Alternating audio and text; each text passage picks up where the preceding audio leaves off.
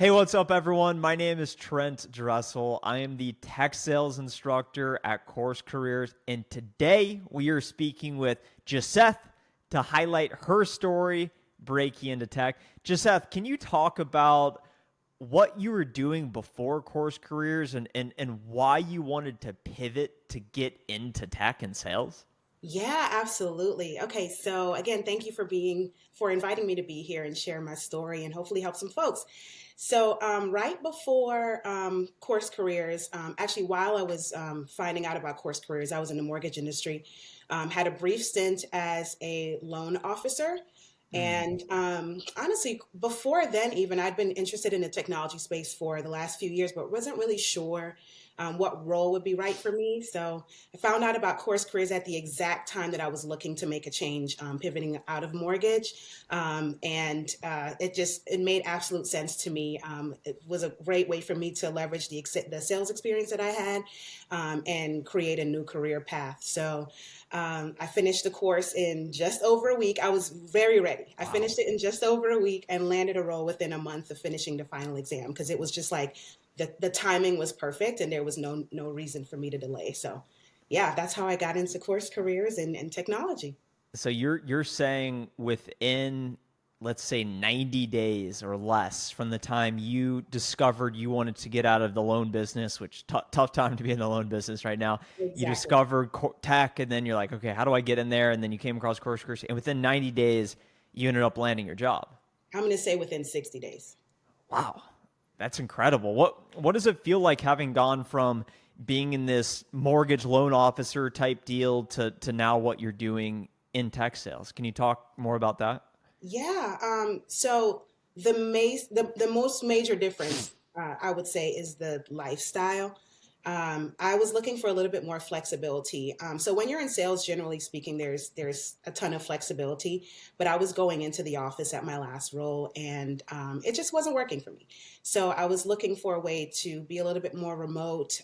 We were coming out of the pandemic. I hadn't seen my family in a long time. I was looking for ways to travel and spend time with them, and this just made sense. I would say the difference between where I was and where I am is lifestyle, but also just mentorship and I would say culture, the work culture in the technology space, and working in sales outside of technology and then in technology are two very different things. There's a lot more mentorship, there's a lot more resources, there's a lot more help, there's a lot clearer pathway forward.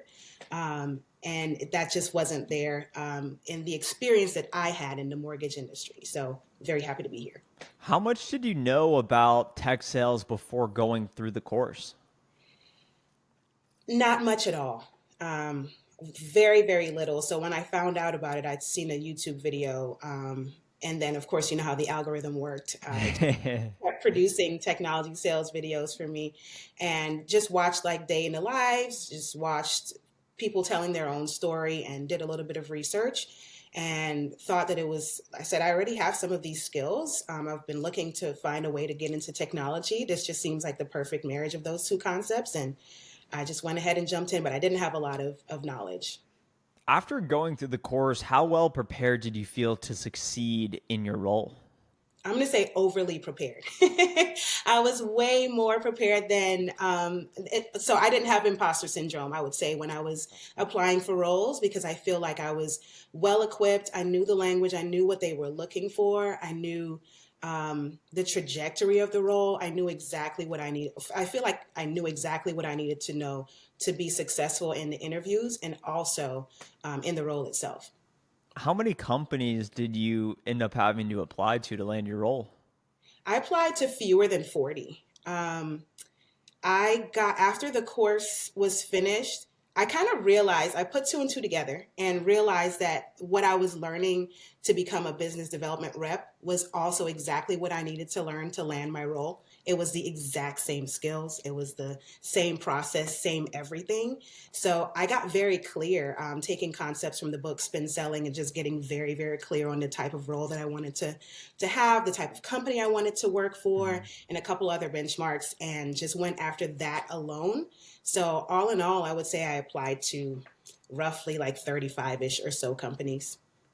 And what was the most challenging part about navigating that process for you? Which process specifically?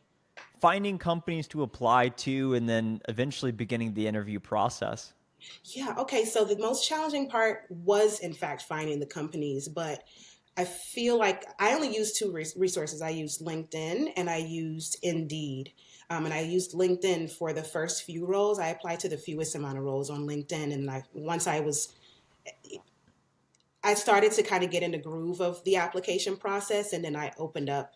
Someone suggested Indeed, and I looked at Indeed and realized that they had a lot more BDR roles at that time that just kind of fit the profile that I was looking for, and was able to find several companies. Once you get clear on what you're looking for, like everything else becomes clear, right? Like you can weed out what's not for you very easily, and at that point you're just looking for where are the placements of the jobs, like where are they gathered, so I can then go suss through and find which ones are for me.